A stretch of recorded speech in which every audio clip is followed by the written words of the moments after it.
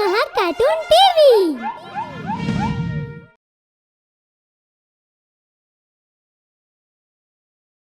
Hello बच्चों, आज मैं आपको पंचतंत्र की एक और नई कहानी सुनाऊंगी। और आज की कहानी है शेर का भूत से सामना।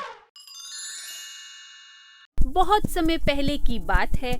किसी जंगल में जहांगीर नाम का एक शेर रहता था। शेर बहुत ही खूंखार था। वो कभी भी किसी को भी मारकर खा जाता था।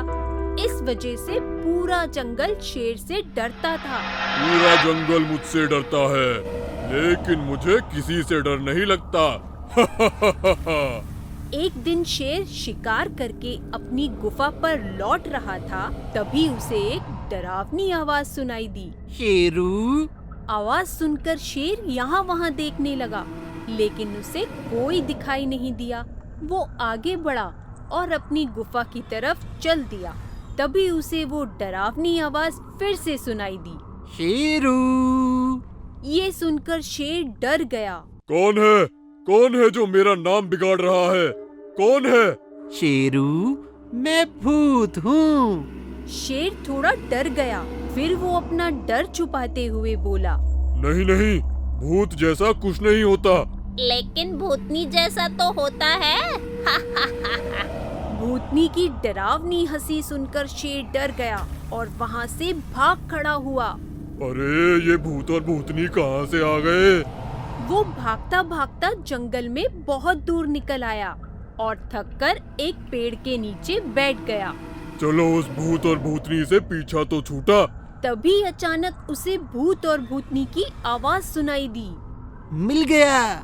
लेकिन भूत, ये हमसे डरकर भाग क्यों रहा है? पता नहीं भूतनी। ओ शेरू, तुम हमसे डरकर क्यों भाग रहे हो? हाँ, तुम्हें हमसे भागना नहीं चाहिए।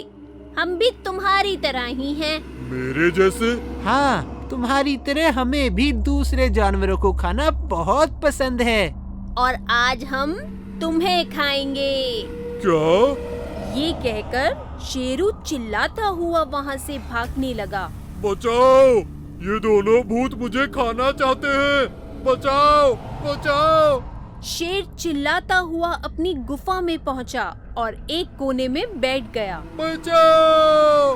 बचाओ! बहुत देर तक कोई आवाज नहीं आई। इससे शेर को लगा कि भूत और भूतनी ने उसका पीछा करना छोड़ दिया है, तो उसने चैन की सांस ली। चलो शुक्र है, उस भूत और भूतनी ने मेरा पीछा तो छोड़ा। तभी अचानक फिर से उसे भूत और भूतनी की आवाजें सुनाई दी। मैंने कहा ना, इस शेर को मैं खाऊंगी। तुम क्यों खाओगी? इसे पहले मैंने देखा था। देखने से क्या ये तुम्हारा हो गया? ठीक है, इसमें लड़ने वाली क्या बात है? हम दोनों इस शेर को बांट कर खा लेंगे। शेर, जो ये सब सुन रहा था, हैरानी से बोला, कैसे भूत हो तुम? मेरे सामने ही मुझे खाने की बात कर रहे हो। तुम हमारा खाना हो, इसलिए तुम बीच में मत बोलो। नहीं। ये कहकर शेर वहाँ से भी भाग खड़ा हुआ। वो नदी पर पहुँचा और हाँफते हुए उसने पीछे मुड़कर देखा।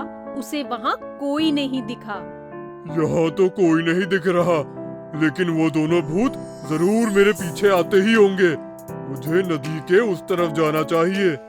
शेर आगे बढ़ा और उसने नदी में छलांग लगा दी। नदी का पानी बहुत ठंडा था। शेर ठंड से कांपता हुआ बोला, ये पानी तो बहुत ठंडा है। मुझे जल्दी से नदी पार कर लेनी चाहिए, कहीं मैं नदी पार करने से पहले ही ना मर जाऊं। वो ठंड से कांपता हुआ नदी से बाहर निकल गया। तभी उसने देखा कि नदी की दूसरी ओर से एक लोमड़ी और एक खरगोश चलकर आ रहे थे। वो नदी के इस छोर पर आकर रुक गए और बोले, क्या हुआ शेरू, इतना डर क्यों रहे हो? नदी का पानी ठंडा है क्या? तुम दोनों कौन हो? मुझे नहीं पहचाना?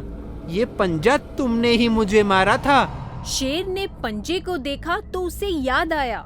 उसका बदला लेने के लिए ही मैंने तुम्हें अपनी दोस्त बिजली लोमड़ी के साथ मिलकर भूत बनकर डराया है। अब तुम्हें पता चल गया होगा कि डरकर कैसा लगता है। ये तुमने अच्छा नहीं किया। मैं तुम्हें छोड़ूंगा नहीं। ऐसा है तो नदी पार करके आओ इस तरफ। शेर जानता था कि उसमें इतनी ताकत नहीं बची है कि वो एक बार फिर ठंडे पानी को पार कर नदी के उस ओर जाए और खरगोश और लोमड़ी का शिकार करे।